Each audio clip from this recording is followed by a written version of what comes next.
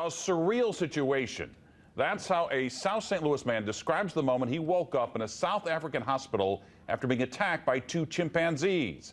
Andrew Oberle has never told his story in public before, but he's telling it now to R.K. Quinn.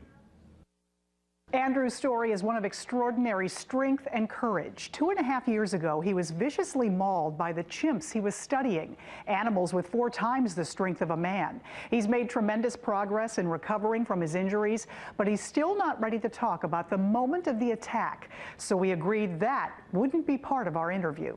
It was a sanctuary, a place where threatened animals could find a safe haven. But tonight, it's a young American who worked at that sanctuary whose life is in danger. Andrew Oberle of South St. Louis made headlines around the world in the summer of 2012.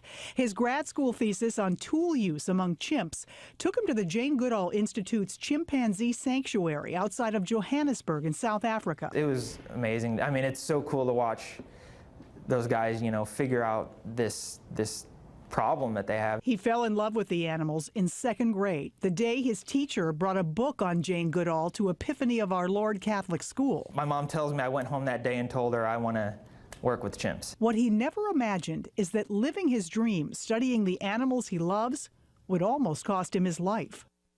It's just something I'm not quite comfortable yet sharing with everybody. I do talk about it with other people, you know, my family and friends. What he is comfortable sharing is the extraordinary story of his recovery. This is for my left foot. The sometimes painful but amazingly upbeat months and years that have followed. I remember waking up in the hospital in South Africa, you know, kind of looking up and opening my eyes, and I saw my mom and my dad just kind of leaning over the bed, kind of with big wide eyes. He had serious injuries to his face, arms, and legs.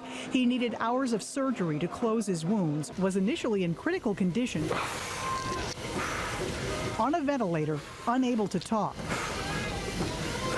This is a very surreal situation, you know. I think back about it now, it's, you know, almost like a dream almost. Do you feel lucky to be alive? I feel incredibly lucky to be alive. I lost a lot of blood. I you know, had a lot of infection going on. It wasn't looking good for me. There was lots of pain and lots of time to think. You know, I'm in this hospital. It's a very insane situation, but the fact that I'm alive to think that was a huge prize for me, and it really carried me. Doctors told this young, fit marathon runner he might never walk again. I did have several instances where I felt pretty helpless and hopeless. Some days he didn't even want to get out of bed. You know, at first I wasn't really interested in it, you know, because it hurt so bad. Then his mom started reading the thousands of cards that started coming in. Dear Andy, our thoughts are constantly with you. Believe in your power to heal. And we never know just how much you truly mean to us until recently. She hung the pictures up on the wall. And come on, Ange,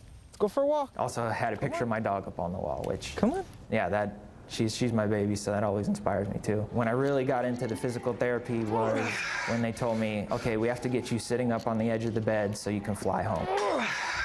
Home to St. Louis University Hospital and what would be 22 operations to regrow his nose, give him function in his hands and feet, and help him heal emotionally. Then a little over a year ago, and 1.5 years after he almost lost his life in South Africa, Andrew walked back into this YMCA in South St. Louis. His goal was to continue his rehab, but deep down, he was